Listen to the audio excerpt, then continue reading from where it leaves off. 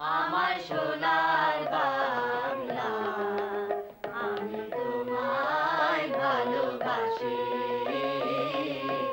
চিরদিন তোমার আকাশ, তোমার বাতাস আমার। আমরা নিউ ইয়র্কে ছিলাম 1990 সালে, এবং তখন অনেকটা কাকতালীয়ভাবেই লিয়ার লেভিন, যিনি 71 সালে বাংলাদেশে এই মুক্তিযুদ্ধের এই দুর্লভ দলিল চিত্রায়িত করেছিলেন, তার সঙ্গে আমাদের পরিচয় হয়। And hopefully you'll solve the problem. I hope you do. Anyway, I wish I could help out. I'm too old to go back over and shoot, but anything I could do to help, I would really appreciate it. Thank you, man. Thanks, man. ওই পরিচয়ের প্রেক্ষিতে পরে আরেকদিন আমরা তার সঙ্গে দেখা করি এবং ছবি তার বেসমেন্টে যে পড়েছিল বাংলাদেশ বাংলাদেশ লেখা, আমার এখনও মনে আছে, যে বিরাট ক্যানগুলো, ফিল্মের ক্যানগুলো, সেই ক্যানগুলো দেখি এবং পরে ওখান থেকে কিছু ফিল্ম তিনি আমাদেরকে দেখান এবং আমরা সত্যি অভিভূত হয়ে যাই। যেভাবে লিয়ার শুট করেছে ফিল্মটা আসলে ঠিক ডকুমেন্টারি না, এটা যদি সোজা নিউজ রিল ডকুমেন্টারি ফুটেজের মতো তাহলে ও তো ভালো লাগতো না। বাট যেহেতু এই ট্রুপের মেম্বারদেরকে সে ক্যারেক্টার হিসেবে বানায় ফেলেছে, এই একটা ন্যারেটিভ এলিমেন্ট চলে আসছে ছবির মধ্যে। এবং আমি দেখার সঙ্গে সঙ্গে লিয়ার লেভিনকে বলি যে আমরা এই ছবি শেষ করতে চাই, এবং লিয়ার যথেষ্ট আগ্রহ প্রদর্শন করেন এবং এরপরে লিয়ারের সঙ্গে আমরা একজন লয়ারের মাধ্যমে যে একটি ডিড সাইন করি এবং অবশেষে ছবিটি আমরা শুরু করি 1991 সালে। আমার মনে আছে রাতের পর রাত, দিনের পর দিন এটি সম্পাদিত হয়েছিল এবং দিনা হোসেন আমাদের একমাত্র সহকর্মী, ক্যাথরিনের সম্পাদনার সহকর্মী, ও ম্যানহাটন থেকে আসতো আমাদের সেই দ্বীপে, স্ট্যাটেন আইল্যান্ডে, এবং দিন রাত কাজ করতো। I would have to take the subway from my house to Manhattan, and then I would get on the ferry, and then I would walk up a very, very long hill, a very steep hill, to their house. আমাদের দুইটা ঘর ছিল, একটা ছিল আমাদের ঘুমার মানে bedroom, আর একটা ছিল এডিটিং রুম। অ্যান্ড সেই এডিটিং রুম আর কিছু না, এডিটিং মেশিন, তারপরে জায়গা জায়গা ঝুলতেছে বিভিন্ন ফিল্মের স্ট্রিপ ঝুলতেছে, ক্যানগুলো ছড়িয়ে ছিড়িয়ে আছে সব জায়গা। There were cans and all just labeled with numbers, but we had no idea what was in this material. Catherine and Tariq had started some of the logging, but it was my job working with Catherine was really to go through everything and log it and find out what was on the what had been filmed, so then we could get a sense of how to put everything together. আরেকজন এই ছবির নির্মাণের সঙ্গে জড়িত না, কিন্তু এই ধরনের দৃশ্য নির্মাণের জন্য তাকে অনেক অনেক ধকল পোহাতে হয়েছে, তাকে কষ্ট স্বীকার করতে হয়েছে। সেটা হচ্ছে আমাদের বাড়িওয়ালা জনাথন এক অসাধারণ মানুষ। তার রুমটি ছিল ঠিক যেই রুমে আমরা সম্পাদনা করতাম, শুধু মাসের পর মাস নয়, বছরের পর বছর, তার ঠিক উপরে, এবং কাঠের বাড়ি, সব আওয়াজ উপরে যায়। কিন্তু আমাদের এডিটিং মেশিন সবচেয়ে বাজে একটা জিনিস আওয়াজের ক্ষেত্রে, কারণ অনেক সময় আমাদের পিছন দিয়ে ফরওয়ার্ড দিয়ে ব্যাক অ্যান্ড ফোর্থ আমাদের যেতে হয়, একই গান হয়তো 50 বার আমাদের প্লে করতে হচ্ছে সারা রাত। আমরা খুবই মানে চিন্তিত ছিলাম যে কী হবে, হ্যাঁ তার খুব ডিস্টার্ব হবে নিশ্চয়, কিন্তু একবারও সে কমপ্লেন করেনি। আমরা যখন বলি যে জনাথন আশা করি তোমার তো কোনো ডিস্টার্ব হচ্ছে না, আমাদের সারা রাত বলো আমরা এডিটিং করলাম, হ্যাঁ, সে বলছে যে না আমি কিছু শুনলাম, কিন্তু ওটা শুনতে শুনতে ঘুম হয়ে গেলাম। এই ছবির জন্য খুবই প্রয়োজনীয় হয়ে দাঁড়ালো 7ই মার্চের ভাষণ, 7ই মার্চের ভাষণের ফুটেজ এবং অডিও। এখন 7ই মার্চের ভাষণ পৃথিবীর আর কোথাও নেই, কিন্তু এই অর্থে কেবলমাত্র আছে বাংলাদেশের চলচ্চিত্র প্রকাশনা অধিদপ্তরের আর্কাইভে। আমাদেরই এক সহমর্মী বন্ধু সেটা ব্যবস্থা করে দিতে পারলেন বলবে আমরা একটা ডিউপ করে নিতে পারি। তখন তারেক মাসুদ আমেরিকা থেকে super fine grade master positive পাঠিয়ে দিল এক রোল 1000 ফিটের।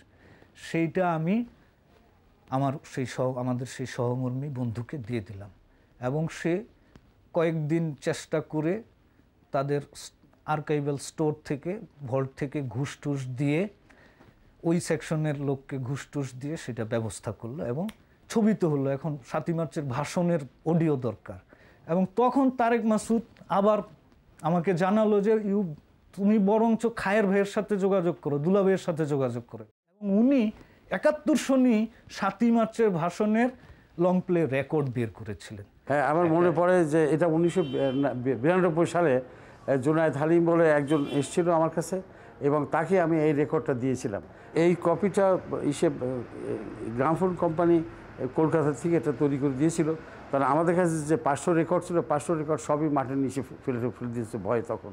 সো আমি যখন গিয়ে দুলাভাইকে বললাম, উনি সঙ্গে সঙ্গে যে এইটা কোনো সমস্যা নাকি মিয়া, উনি ওনার আলমারি, কাঠের আলমারি খুলে ভিতর থেকে এক গাদা লং প্লে রেকর্ড, সবই 7ই মার্চের ভাষণ, এক গাদা বের করে একটা দিয়ে বললো যে নাও এইটা তারেকরে পাঠায়। তখন ডক্টর হামিদা হোসেন, উনি তখন কোনো একটি কাজে আমেরিকায় যাচ্ছেন। ডক্টর হামিদা হোসেনের মাধ্যমে সেটা নিউ ইয়র্কে নেওয়া হলো এবং সেইটি আমরা আসলে শুধুই ইন্টারনেগেটিভ করেছি তা নয়, ওটার থেকে আমরা অনেক কারেকশন করে, যেটাকে নানান রকম রিজুভিনেশন বলে, সেই কারেকশন করে তার থেকে 3টি বাক্য আমরা ব্যবহার করলাম, যে 3টি বাক্য শুনলে বোঝা যাবে 7ই মার্চে বঙ্গবন্ধু স্বাধীনতার ঘোষণা করেছেন। এবারে সংগ্রাম আমাদের মুক্তির সংগ্রাম, এবারে সংগ্রাম স্বাধীনতার সংগ্রাম। এছাড়া আরেকটি জিনিস আমরা পেলাম যে ভারতের ফিল্মস ডিভিশন থেকে অনেক কিছুর মধ্যে একটা অসাধারণ দৃশ্য পেলাম, যে বেশ কিছু মুক্তিযোদ্ধা গ্রামের বসে একটা রেডিও শুনছে এবং সেটির কোনো শব্দ ছিল না।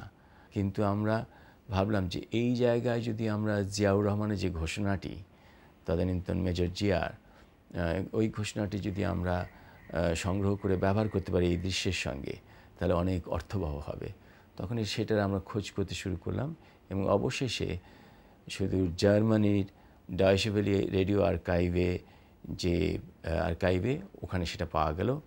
আমার মনে আছে দাউদ হায়দারের মাধ্যমে আবদুল্লাহ ফারুক, যিনি স্বাধীন বাংলা বেতারে ছিলেন 71-এ গোড়াতেই, উনি তখন ডয়েচে ভেলে রেডিওতে কাজ করেন, ওনার ব্যক্তিগত সংগ্রহ সেই মূল ঘোষণাটি তিনি আমাদেরকে স্পুলে পাঠিয়ে দিলেন। On behalf of our great national leader, the Supreme Commander of Bangladesh, Sheikh Mujibur Rahman, do hereby proclaim the independence of Bangladesh. দেশে দেশে ভ্রমিত দুঃখ গান গাহিয়ে। ধারাভাষ্য সম্পর্কে আমি তো খুব ভালো বক্তৃতা বা আমার উচ্চারণ খুব একটা ভালো না, কিন্তু আর আমার গলার ভয়েস ভালো না, যেহেতু যে কারণে ওয়াহিদ ভাই আমাকে বলেছে তুমি কোনোদিন সিঙ্গার হওয়ার চেষ্টা করো না, তো আমি আর চেষ্টাও করি নাই। লক্ষ লক্ষ মানুষ আসছে, তারা আসছে বসত বাটি ছেড়ে, প্রিয় স্বদেশ ভূমি ছেড়ে, তারা আসছে আশা স্বপ্ন সব পিছনে ফেলে। এই ধারাভাষ্যটা আমি বুঝতে পেরেছিলাম তারেকের আর ক্যাথরিনের ছবিটা মাধ্যমে, যে এটি একটি ইতিহাসের খুব বড় একটা দলিল হয়ে থাকবে। সেই জন্য আমি এই ধারাভাষ্য পাঠটাকে খুব সিরিয়াসলি নিয়ে কয়েক রাত আমি নিজে এটাকে মকশ করেছি, এটাকে রিহার্সাল দিয়েছি, উচ্চারণ স্পষ্ট করার চেষ্টা করেছি। আমি এটাতে অনেক এফোর্ট দিয়েছিলাম, আমার মনে আছে। আমরা একদল সংস্কৃতি কর্মী শরণার্থী শিবিরগুলোতে ঘুরে ঘুরে সংগ্রাম আর স্বাধীনতার গান গায়। বাংলাদেশ সহায়ক সমিতি নামে একটা অর্গানাইজেশন হয়েছিল, দীপেন বন্দ্যোপাধ্যায় ছিলেন, উনি ছিলেন আমাদের মধ্যমণি, এবং ওরা বাংলাদেশ মুক্তি সংগ্রামী শিল্পী সংস্থা নামে এই ইয়েটা করলেন।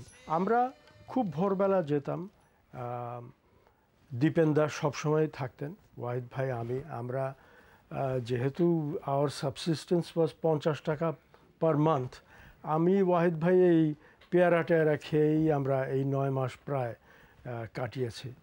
এই শিল্পী সংস্থার আমি পরিচালক ছিলাম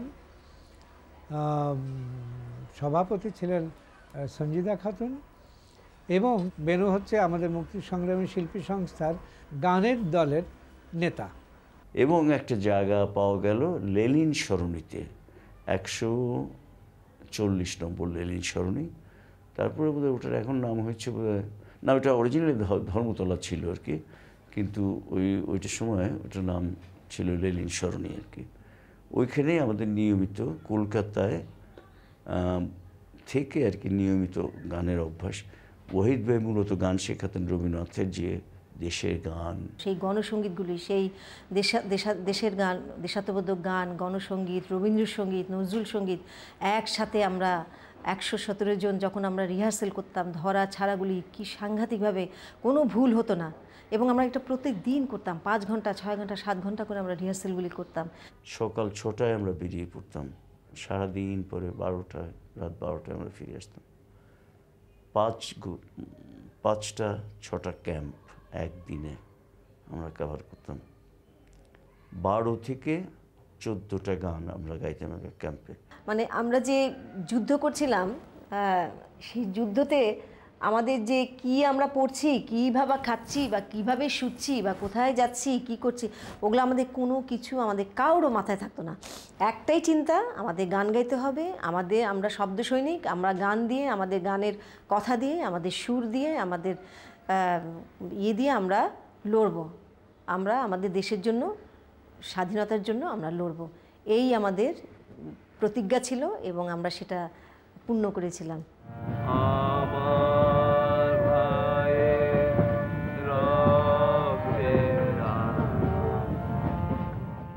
লিয়ার লেভিনের ফুটেজে একটি অসাধারণ প্রায় তৈরি করা সিকোয়েন্স ছিল। সেটি হচ্ছে শিল্পীরা কোনো একটি হয়তো বহরমপুর বা কোনো শরণার্থী শিবির থেকে ফিরে আসছেন ট্রেনে, এবং ট্রেনে যে ফিরে আসছেন সেই ট্রেনে বেনু আমার ভাইয়ের রক্তে রাঙানো গানটি, 21শে ফেব্রুয়ারি গানটি গাইছেন এবং সবাই তার সঙ্গে কণ্ঠদান করছে।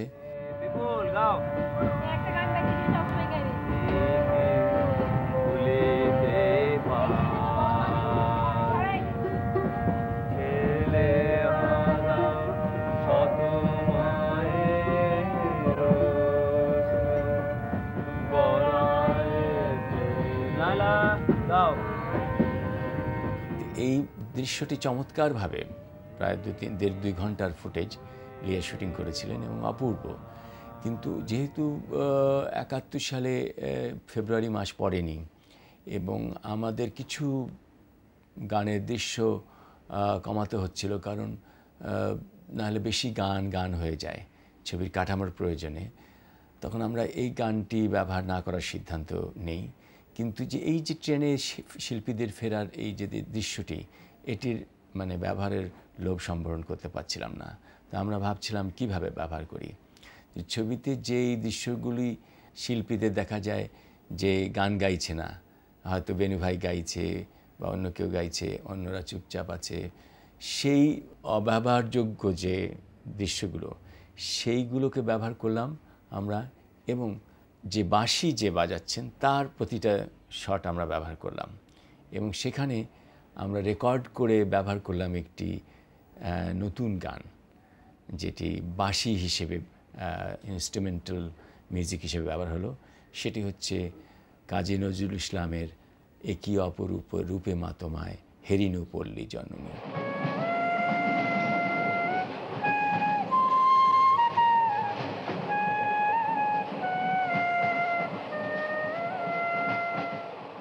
গানটি নির্বাচন করার কারণ ছিল যে পুরো ছবিতে যতগুলো আমরা পেয়েছিলাম বা আমরা ব্যবহার করেছি তার মধ্যে নজরুল ইসলামের কোনো গান ছিল না। আমার মনে হলো কাজী নজরুলের গান মুক্তিযুদ্ধের সময় খুব গুরুত্বের সঙ্গে গাওয়া হতো এবং এটির একটা প্রতিনিধিত্ব থাকা দরকার। 2 হচ্ছে আসলে শিল্পীদের সেই বিষণ্ণ চেহারার মধ্যে, সেই ট্রেনে ক্লান্ত চেহারার মধ্যে মনে হচ্ছিল সেই নিজের দেশের কথা ভাবছে এবং এই নস্টালজিক একটা ব্যঞ্জনা তৈরি হবে যদি আমরা এই গানটি ব্যবহার করি। নদীর দেশেই বাংলাদেশে ভাই সবুজ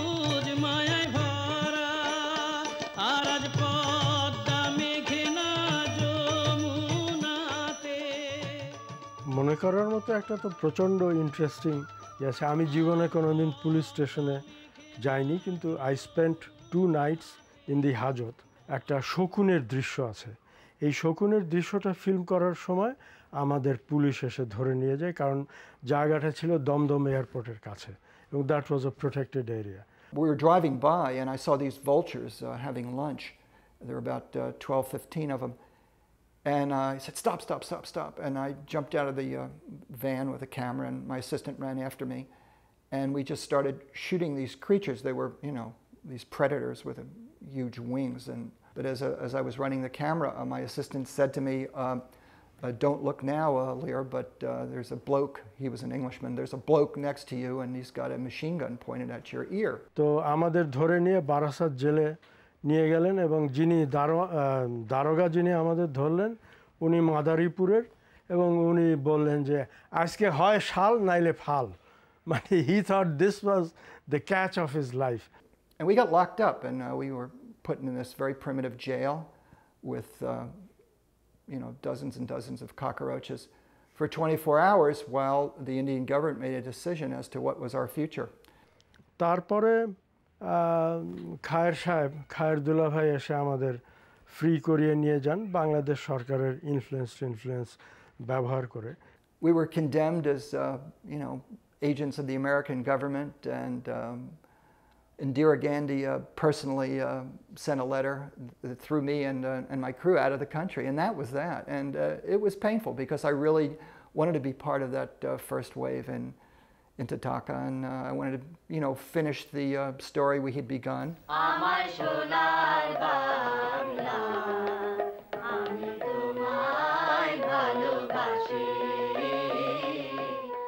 অক্টোবরের শেষ কি নভেম্বরের প্রথম দিকে বাংলাদেশ সেনাবাহিনী হেডকোয়ার্টার যেটা ছিল সেখান থেকে পাঠালো একটা চিঠি যে একটা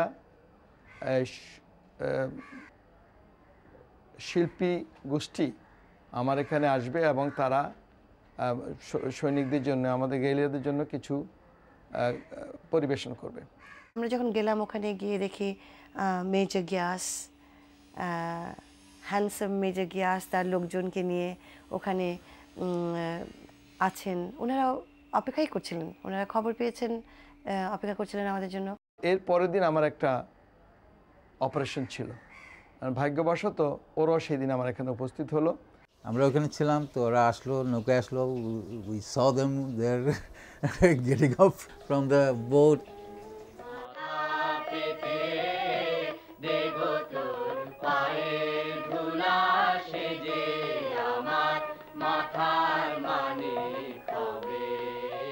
অনেক রকমের ইমোশনস কাজ করছিল। আমার দেশ, আমার সেখানে মুক্তিযোদ্ধারা আছেন, আমাকে সেখানে অল্পক্ষণের জন্য যেতে হচ্ছে। তারপর যখন গিয়ে পৌঁছালাম আমরা তো একেবারে পাগলের মতো হয়ে গেছি। আমরা তো দৌড়াদৌড়ি ছুটাছুটি শুরু করে দিয়েছি, যে লাফালাফি সবাই বলছে ওখানে যাবেন না, কারণ ভিতরে অনেক অনেক মাইন পোতা আছে, কারণ কোথায় কোনটা আছে জানে, কোনটা মানে যদি ব্লাস্ট করে তাহলে কিন্তু সর্বনাশ হয়ে যাবে, আপনারা কিন্তু যাবেন না এটা মনে। কিন্তু তবুও আমরা এক পা হাঁটি পা করে তাও আমরা গেছি। তারপরে মুক্তাঞ্চলের সেই মাটি আমরা হাতে নিয়ে, যে আমাদের দেশ, আমাদের দেশের মাটি, এটার একটা অন্য রকমের অনুভূতি। মজার ব্যাপার হলো যে আমাদের জাতীয় সঙ্গীতটি কিন্তু যথেষ্ট কঠিন। তা আমরা যে সমস্ত গান ওখানে পরিবেশন করেছি, শেষে যখন আমরা আমার সোনার বাংলা আমি তোমায় ভালোবাসি, এই গানটি যখন মুক্তিযোদ্ধারা আমাদের সাথে গাইতে লাগলো, আমি সত্যি একজন সঙ্গীত শিল্পী হয়ে অবাক হয়ে গিয়েছিলাম যে এত কঠিন গান যখন কণ্ঠে ধারণ করে ফেলেছে, একদিন দেশ স্বাধীন হবেই হবে।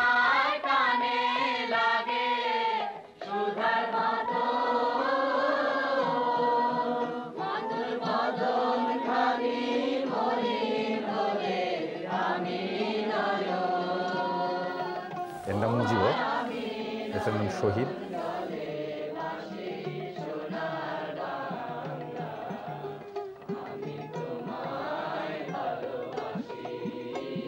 এটার নাম আব্দুর রাজ্জাক, বর্তমানে খুব ভালো আছে। এরপর আমি নিজেই।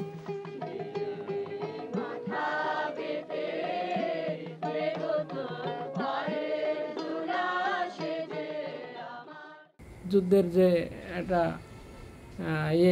জোশ শক্তি সেটা তারা আমাদের গান বাজনার মাধ্যমে যোগাইছে। খুব আমার ভালো লাগছে, যেহেতু 1971 সালে যুদ্ধ করেছি 9 মাস, এই 9 মাসের যে ছবির মুক্তি গানের ছবি দেখি খুব খুশি হয়েছি আমি। অন্তত ওই 71 সালের স্মৃতি একটা আছে, আমি হয়তো মারা যাব, আমার ছেলে মেয়ে দেখবি, তার ছেলে মেয়েরা দেখবি যে আমার দাদা দাদি এই তারা দেখবে, তারা খুশি হবে।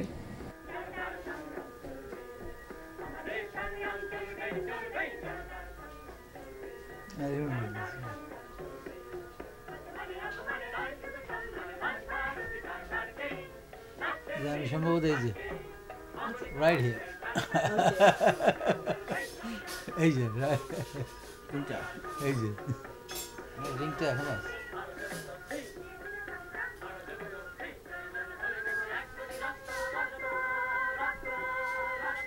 শিল্পীদের গান শুনে মনে হলো যে আমরা যুদ্ধের মাঠে যে গান শুনবো এটা কোনোদিন কল্পনাই করি নাই। আমাদের দেশাত্মবোধক এবং নজরুল সঙ্গীত গান গিয়ে যে অনুপ্রেরণা দিয়েছে, যেটা যুদ্ধের 50% এনার্জি হাই করছে।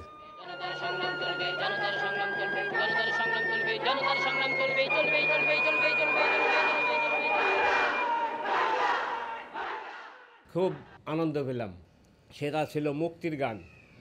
আরে মুক্তিযোদ্ধাদের রক্ত যাতে টকবক করে ফোটে, এই ধরনের গান গেয়ে আমাদের উৎসাহিত করলো, যার পরিপ্রেক্ষিতে আমরাও আনন্দিত উৎসাহিত হলাম এবং স্লোগান দিতে থাকলাম জয় বাংলা। তখন আমাদের মনে উৎসাহ যে আমরা পাক বাহিনী পরাস্ত করব এবং বাংলাদেশকে স্বাধীন করব। তো সেই দিন এই শিল্পীদের দেখে, কারণ তারা মুক্তাঞ্চলে কোনো লোক দেখেনি, আমাদের ভিজিটার ছিল না, এবং তাদের গান শুনে তারা এতটা উদ্বুদ্ধ হয়েছিল যে আমি তাদের মনে প্রাণের মধ্যে দেখতে পেয়েছি সত্যিকারের উদ্দীপনা। এবং শুনে খুশি হবেন, সেই অপারেশনটা খুবই সাকসেসফুল হলো। 120 ফিট ব্রিজটা আমি নিজে অপারেশন চালিয়েছি এবং ব্রিজটা আমরা উড়িয়ে দিয়েছি। তো লাইন করে আমরা পাশে দাঁড়িয়ে থাকলাম, ওরা একটা ইন আ সিঙ্গেল ফাইল দাঁড়ালো, তারপরে হেঁটে হেঁটে মার্চ করে করে একটা জায়গা পর্যন্ত গেল, এবং ওখান থেকে ওই জায়গাটায় পৌঁছানোর পরের মুহূর্ত থেকে ওরা দৌড়াতে শুরু করলো। দৌড়িয়ে দৌড়িয়ে দৌড়িয়ে দৌড়িয়ে লাইন করে তারা চলে গেল, আমরা তাকিয়ে থাকলাম এবং সুদূরে মিশে গেল। বাংলা মার ঘূর্ণিবাদ আমরা তরুণ দল, বাংলা মার ঘূর্ণিবাদ আমরা তরুণ দল, শান্তিহীন ক্লান্তিহীন সংকটে আকাল, শান্তিহীন ক্লান্তিহীন সংকটে আকাল। আমরা কিছু ফুটেজ পেয়েছি যেখানে মুক্তিযোদ্ধারা মার্চ করে ফ্রন্টের দিকে যাচ্ছেন। যেটা ঘটেছিল যে ওই সময়ে বেশ হঠাৎ করে বৃষ্টি এসে যায় এবং মুক্তিযোদ্ধারা তারা একটি স্কুল ঘরের মতো ঘরে আশ্রয় নেয়। লিয়ারের যে জিনিসটি সত্যি সত্যি প্রশংসনীয়, সে হচ্ছে যখন মুক্তিযোদ্ধারা ওই ঘরে বৃষ্টি থামার জন্য অপেক্ষায় আছে এবং তাদের এলএমজিটার মাটিতে ট্রাইপডে রাখা, তাদের বন্দুকটা তখনও কাঁধে, কিন্তু সবার বিষণ্ণ চেহারা, তারা বৃষ্টির জন্য অপেক্ষা করছে, হয়তো দেশের কথাও ভাবছে, স্বপ্ন দেখছে কখন দেশ হবে। তখন আমরা ভাবলাম কি করা যায়। আমরা ভাবলাম যে ওখানে রেডিওর কিছু যদি শট নেওয়া যায়, 71-এর রেডিও, এবং তার সাথে কিন্তু যদি স্বাধীন বাংলা বেতার বা কোনো ওই সময়ের প্রচারিত কোনো রেডিওর কিছু মানে অডিও ব্যবহার করা যায়, তাহলে একটা সিকোয়েন্স তৈরি করতে পারবো। এবং সেই জন্য সে আমাকে বলল যে এই রকম পরিবেশের সাথে মিলিয়ে যায়, এখন এই রকম একটা রেডিওর শট, কয়েকটা রেডিওর শট আমাদের দরকার। আমরা সেই ভাবনা থেকে ঢাকায় বেবি ইসলাম, প্রখ্যাত ক্যামেরাম্যান, তাকে যোগাযোগ করলাম।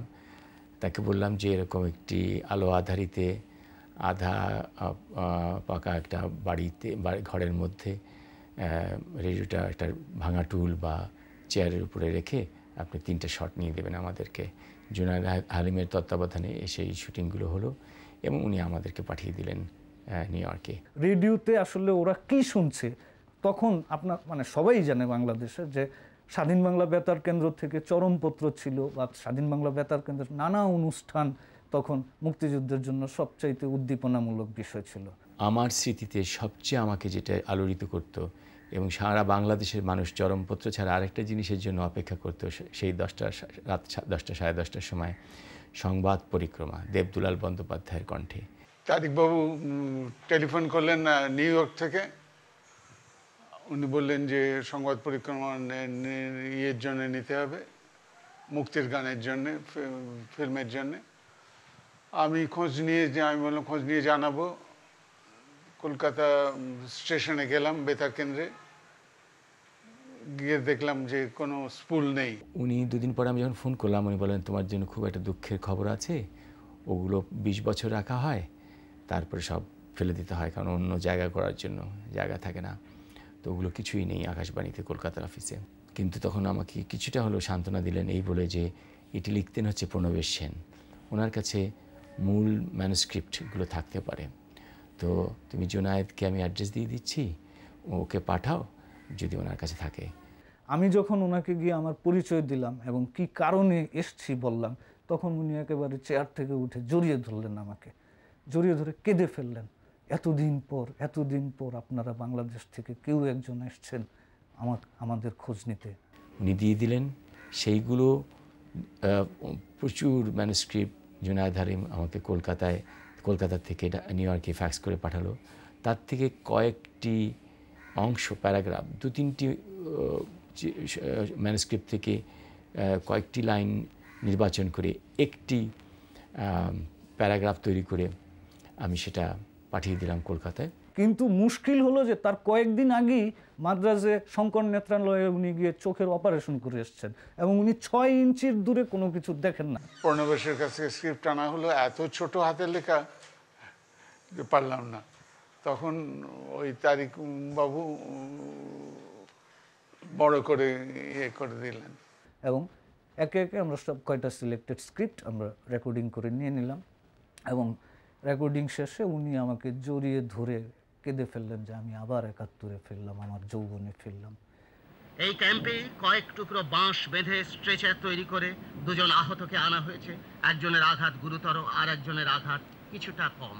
গুরুতর আহত লোকটি যন্ত্রণায় মুখ বিকৃত করে বলেছে, ডাক্তারবাবু আমি বাঁচব না, আমার চিকিৎসার দরকার নেই, ও বাঁচবে, ও লড়বে, ওকে দেখুন ডাক্তারবাবু, ওকে দেখুন। ডাক্তারবাবু চোখে জল চিকচিক করে উঠেছে, কত মৃত্যুই না দেখেছেন উনি।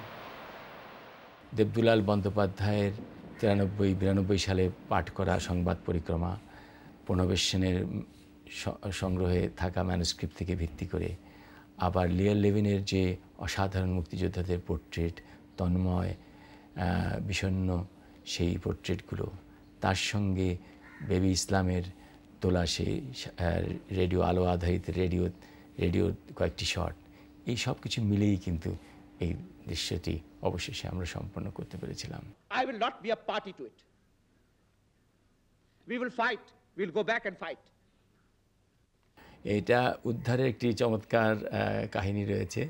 সেটি হলো, আমরা জাতিসংঘে কর্মরত বাংলাদেশের একজন লেখক এবং নিবন্ধকার হাসান ফেরদৌসের মাধ্যমে এই ফুটেজের সন্ধান লাভ করি এবং সেটি আমরা তার কাছ থেকে একদিনের জন্য ধার করে বার করে নিয়ে আসি এবং পরের দিন সেটা ফেরত দিই। কিন্তু ইতিমধ্যে আমরা সেটার ডুপ্লিকেট নেগেটিভ করে ফেলি হাসান ফেরদৌসকে না জানিয়েই।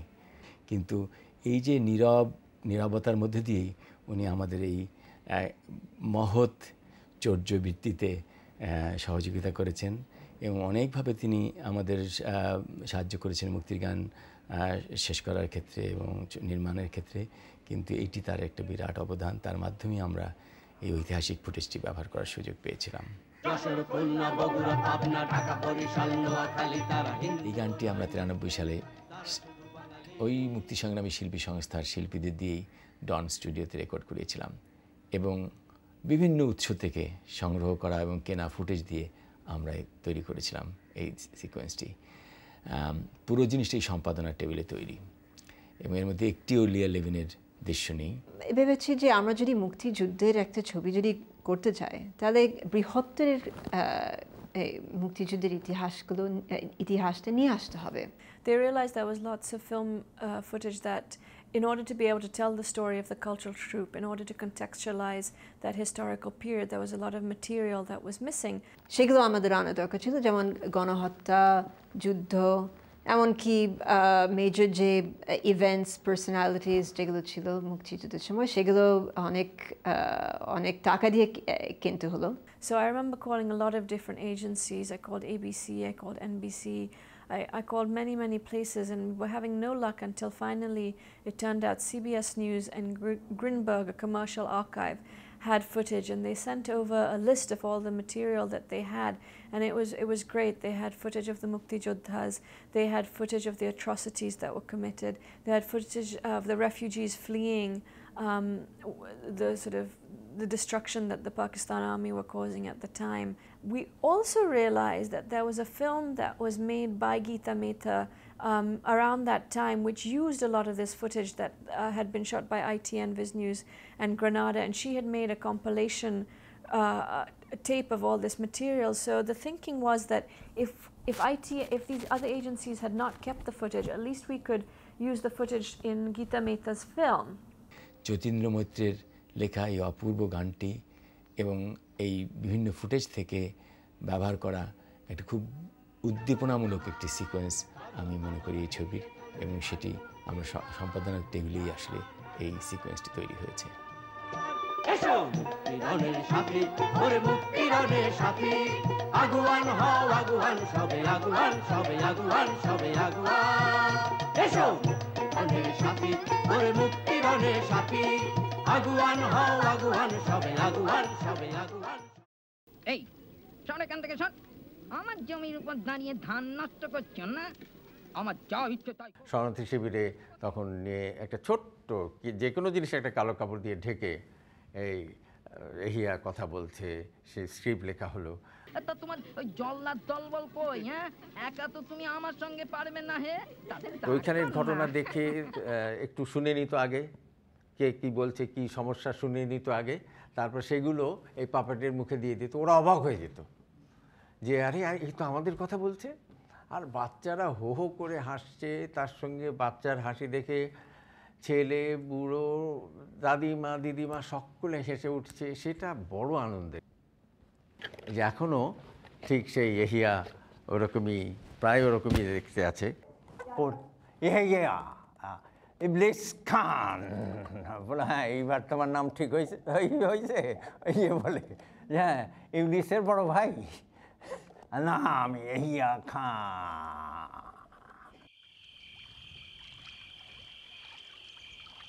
একটা পর্যায়ে উপলব্ধি হলো যে যুদ্ধের একটি গুরুত্বপূর্ণ দিক পুরো ছবিতে আসলে বাদ পড়ে গেছে। সেটা হলো গেরিলা যুদ্ধ। যে গেরিলা যুদ্ধ মূলত সংগঠিত হতো রাতে, এবং এটা স্বাভাবিক যে রাতে গেরিলা যুদ্ধের দৃশ্য কারো পক্ষেই ধারণ করা সম্ভব না। কারণটা হচ্ছে গেরিলা তো গোপনে রাতে অন্ধকারের মধ্যে অ্যাম্বুশ করে অপারেশন করে অ্যাটাক করা হতো, এবং তখন যদি ক্যামেরা শুটিংয়ের জন্য লাইট জ্বালানো হয় তাহলে তো পুরো জিনিসটাই এক্সপোজড হয়ে যাবে। কিন্তু যদি এটা আমরা পুরো ছবিতে বাদ পড়ে যায় তাহলে একটা সত্যের অপলাপ হবে। এই জায়গা থেকেই আমরা সিদ্ধান্ত নিই যে একটি দৃশ্য হলো আমরা পুরোপুরি রিএনঅ্যাক্টমেন্ট বা পুনর্নির্মাণ করব। ফাইনালি সিনেমায় অনেক স্বল্প পরিমাণে ব্যবহৃত হয়েছে, কিন্তু শুটিং করতে হয়েছে ব্যাপক, এবং এটা ম্যাসিভ একটা শুটিং ছিল, এবং একটা গেরিলা অপারেশন এমবুশ আমরা শুটিং করব। আমাদের তো এই ধরনের শুটিং করার আসলে পূর্ব অভিজ্ঞতা কখনোই ছিল না। তো তারেক মাসুদ, ক্যাথরিন তারা আসলো দেশে, আমরা এই শুটিংয়ের ডেট ঠিক করলাম, জায়গা ঠিক করলাম, লোকেশন ওই অনুযায়ী আমরা বাছাই করলাম।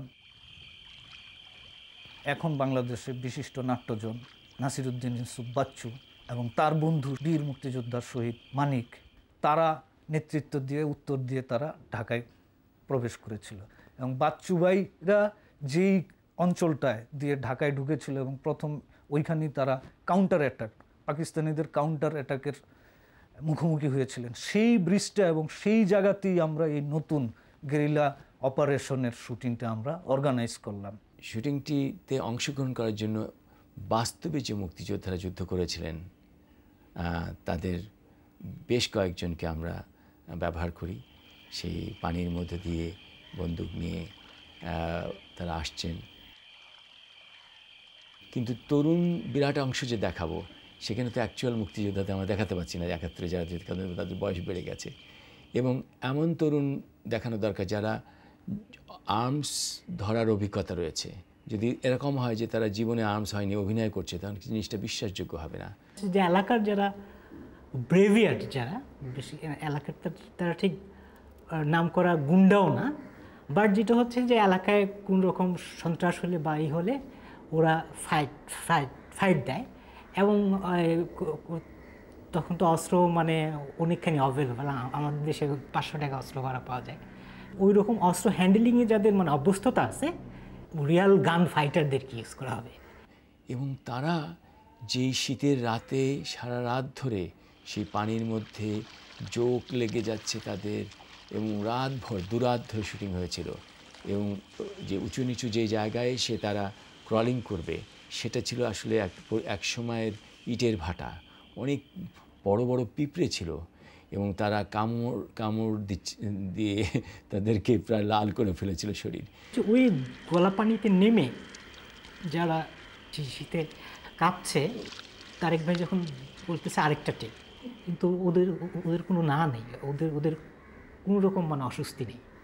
সেই যে তথাকথিত যে লোকাল পাড়ার যেসব আর্ম ক্যাডাররা, তারা এতই নিবেদিত ছিল, এবং মুক্তিযুদ্ধের সেই স্পিরিটে এমনভাবেই তারা উদ্বুদ্ধ ছিল যে 2টা রাত শীতের মধ্যে সেই বিষ পানির মধ্যে দিয়ে সেই মানে বাস্তবে যে মুক্তিযুদ্ধ করেছিলেন, হ্যাঁ, দুলাল ভাই এবং টোকন ভাইয়া, আজিজুর রহমান সিদ্দিকী, তাদের সঙ্গে পাল্লা দিয়ে তারা আসলে এই রিন্যাক্টমেন্টে অংশগ্রহণ করেছিল।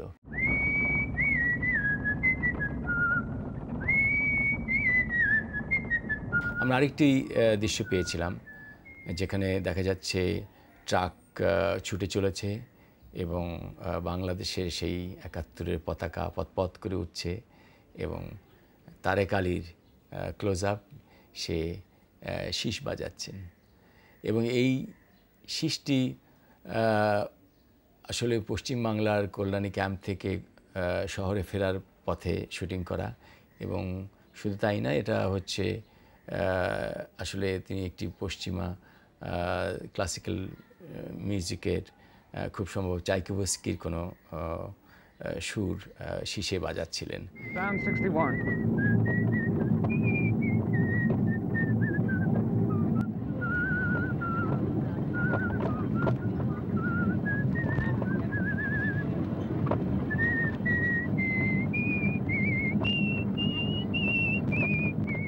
কিন্তু আমরা এই দৃশ্যের যে নাটকীয়তা, সেটা আমরা মাথায় রেখে এটাকে আমরা চেঞ্জ করলাম। অর্থাৎ শীষটি চাইকোভস্কির জায়গায় আমরা জয় বাংলা, বাংলার জয় শীষ বাজিয়ে সেটা ব্যবহার করি। এবং এটি দরকার ছিল এই কারণে, আমাদের যে ঢাকায় ফিরে আসছে শিল্পীরা, এরকম একটা জায়গায় আমরা ব্যবহার করতে যাচ্ছিলাম, যে এখানে বিজয় আসন্ন এবং শিল্পীরা বেশ আনন্দ উৎসব করছে। জয় বাংলার গানটি আমরা যে শীষ দিয়ে প্রথমে ভেবেছিলাম এবং চেষ্টা করেছিলাম সুদীপ্ত চট্টোপাধ্যায়, আমাদের বন্ধু, তাকে নিউ ইয়র্কে তাকে দিয়ে রেকর্ড করতে। কিন্তু একটা মজার ঘটনা ঘটেছিল যে সুদীপ্ত যখন এই শীষটি বাজাচ্ছিল, যেহেতু ওই সুরটার সঙ্গে খুব একটা পরিচিত নয়, পশ্চিমবাংলার ছেলে সুদীপ্ত, যদিও খুব সাংগীতিকভাবে খুবই চমৎকার ওর গানের কণ্ঠ এবং সব কিছু মিলিয়ে, কিন্তু সুরের শেষ জায়গাটায় আমার মনে আছে স্টুডিওতে সুরটা একটু ভিন্ন করে ফেলছিল।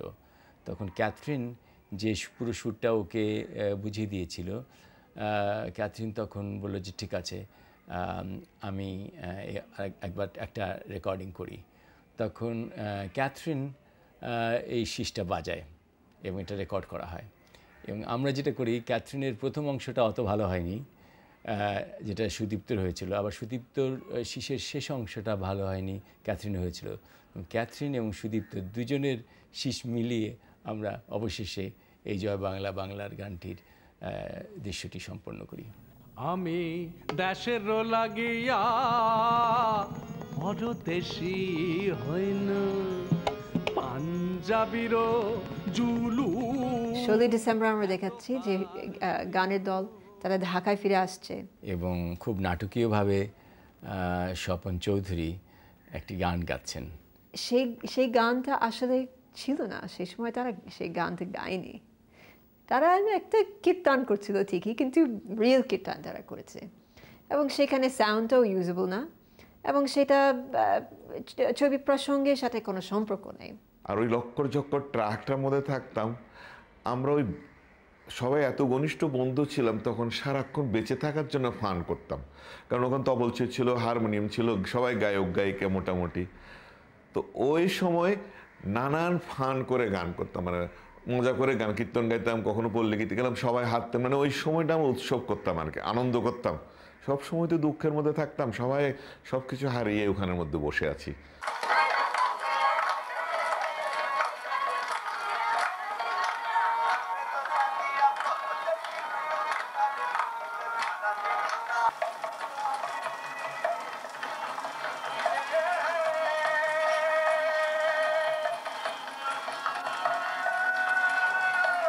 যেহেতু সাংঘাতিক কালারফুল এবং লাইভলি একটা সিন, অ্যান্ড শোভনদার পিছনে দুইটা ফ্ল্যাগ, বাংলাদেশের স্বাধীন বাংলাদেশের দুইটা ফ্ল্যাগ ঘুরছে, তো সেটা আমরা কোনো রকমভাবে আমরা ছবিতে আনতে চাচ্ছিলাম। তো আমরা চেষ্টা করলাম যে সম্ভব কিনা, যে কথাগুলো যদি বদলে দেওয়া যায় কিনা এবং প্রাসঙ্গিক করা যায় কিনা মুক্তিযুদ্ধের। তারেক সেই শ্যামটিকে পাল্টে দিয়ে এখানে আঙ্কেল স্যাম বসিয়ে দিল, আরও কিছু কিছু পরিবর্তন করে কীর্তনের সুরটা অক্ষুণ্ণ রেখে তার মধ্যে শুধু রাজনৈতিক বক্তব্যটুকু পাল্টে দিয়ে অনেক লাইনের মতো ছিল, যেমন শ্যাম কোথা গেল আমায় দাও বলে দাও না।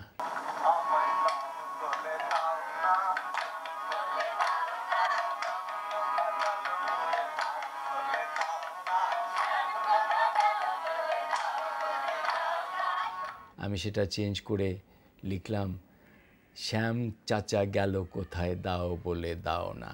আমায় দাও বলে দাও গো, দাও বলে দাও গো, শ্যাম চাচা গেল কোথায় দাও বলে দাও গো, শ্যাম চাচা গেল কোথায় দাও বলে দাও গো, দাও বলে দাও গো, দাও বলে দাও গো। এরকম করে পুরো গানটাকে কীর্তনের সুর অক্ষুণ্ণ রেখে কথাটাকে পুরোপুরি রাজনৈতিক এবং প্রাসঙ্গিকভাবে লিখলাম এবং সেটা আমরা আবার আমরা রেকর্ডিং করে আবার আমরা মিলিয়ে দিলাম এডিটিং টেবল। অবশ্য এটা অত সহজ ছিল না, আমাদের অনেক স্ট্রাগল করতে হলো, সেই সিনের জন্য আমাদের 2 বছর লেগেছে। তখন স্বপনদাকে দিয়ে রক অ্যান্ড রোল সিস্টেমে FDC-তে এই গানটি নতুন কথা, পুরনো সুর এবং তাল লয় এবং কথাটা কানে হেডফোনে দিয়ে তাকে দিয়ে নতুনভাবে নতুন কথা, আমার লেখা নতুন কথার গানটি গাওয়ানোর চেষ্টা করলাম, কিন্তু পুরোটাই ব্যর্থ হলো। ফলে ফাইনালি আমাদের নিউ ইয়র্কে প্রো টুলস একটা কম্পিউটার বেসড ডিজিটাল ডাবিং সিস্টেমে আমরা রেকর্ড করালাম। আমাদের নিউ ইয়র্কে একজন বন্ধু সুদীপ্ত চ্যাটার্জি তার কণ্ঠে। গানটার শব্দগুলো বদলে গেছে, কিন্তু গানের অঙ্গভঙ্গি বদলায়নি। কিন্তু এবার মুল্লুক ছাইড়া মগ পালায় রে বিষম যাইড়া, সঙ্গে পালায় আল বাদর। কিন্তু এবার মুল্লুক ছাইড়া মগ পালায় রে বিষম যাইড়া, ফিরবো এবার ঢাকার শহর। আসলে শিল্পীরা তো 16 ডিসেম্বরে কেন জানুয়ারিতেও ঢাকায় আসেননি, তারা এসছেন ফেব্রুয়ারিতে প্রায় সবাই। কিন্তু এই তাদের ক্লোজ আপগুলো নেওয়া ছিল আসলে কল্যাণী ক্যাম্পে নভেম্বর মাসে, যখন তারা তাদের ট্রাক নিয়ে কল্যাণী ক্যাম্পের রাস্তার গলির মধ্যে দিয়ে যাচ্ছিলেন, তখন শরণার্থী শিবিরের শিশুরা তাদের ট্রাক ঘিরে ধরেছিল, মজা করছিল এবং ওই শিল্পীরা তাদের আসলে ওই শরণার্থী শিশুদের সঙ্গে ট্রাকের ওপর থেকে মজা করছিলেন, হাসছিলেন ওদের দেখে, ওরাও শিল্পীদের সঙ্গে মজা করছিল, হাসছিল। এবং লিয়ার তার জয় বাংলার যে সম্পাদিত তার ভার্সন, সেখানে এর কিছু অংশ সে ব্যবহারও করেছিল। But then what Catherine and Tariq did, they edited those shots with shots of celebration on 16th of December in the streets of Bangladesh, and they were able to match it in such a way as though it looked like the troop was actually driving through on the 16th of December. ভাগ্য ভালো যে সেটা ব্যাকগ্রাউন্ডটা আকাশ, যে আকাশ কল্যাণীর পশ্চিমবাংলার আকাশে থেকে ঢাকার 16ই ডিসেম্বর আকাশে কোনো পার্থক্য নেই, এবং দুটোই শীতের সময় বলে শিল্পীরা যেহেতু চাদর পরে আছে, শীতের কাপড় পরা আছে, কেউ সোয়েটার পরে আছে, সেগুলো মিলাতে সমস্যা হয়নি।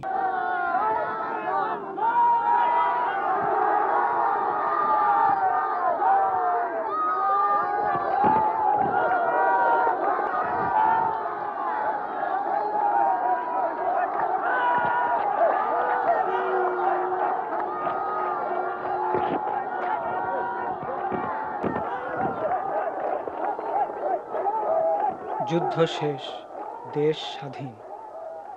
বিজয় উল্লাস আর উৎসবের এই আনন্দ মুহূর্তে আমার মনে পড়ছে সেই সব মুক্তিযোদ্ধাদের চেহারা। এই যে হাজারো নাম না জানা গ্রাম থেকে হাজারো নাম না জানা ছেলে যুদ্ধ করেছে, তারা কি সত্যি সত্যি অর্থে মুক্ত হয়েছে? তাদের জন্য তো একটা ফলক পর্যন্ত আমরা রেখে যাইনি।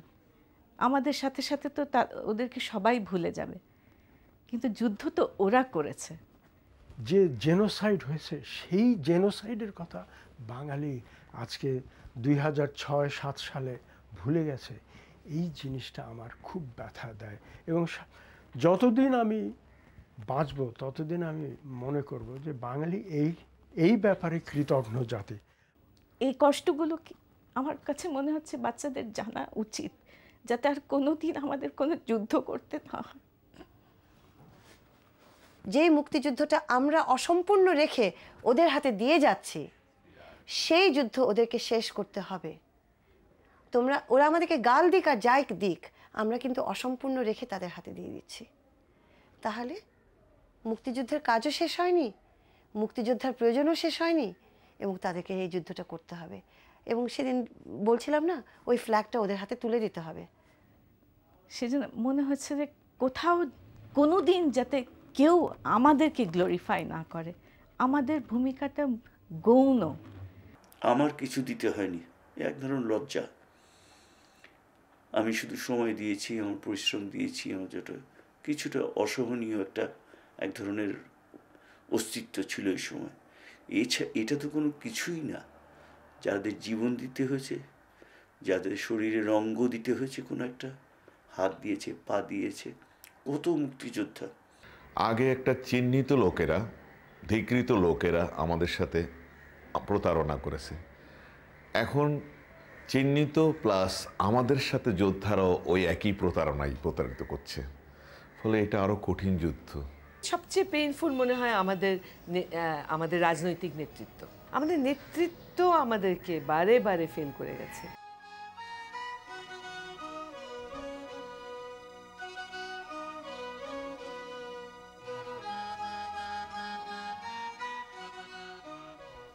We didn't mind for, we had to do that at that time.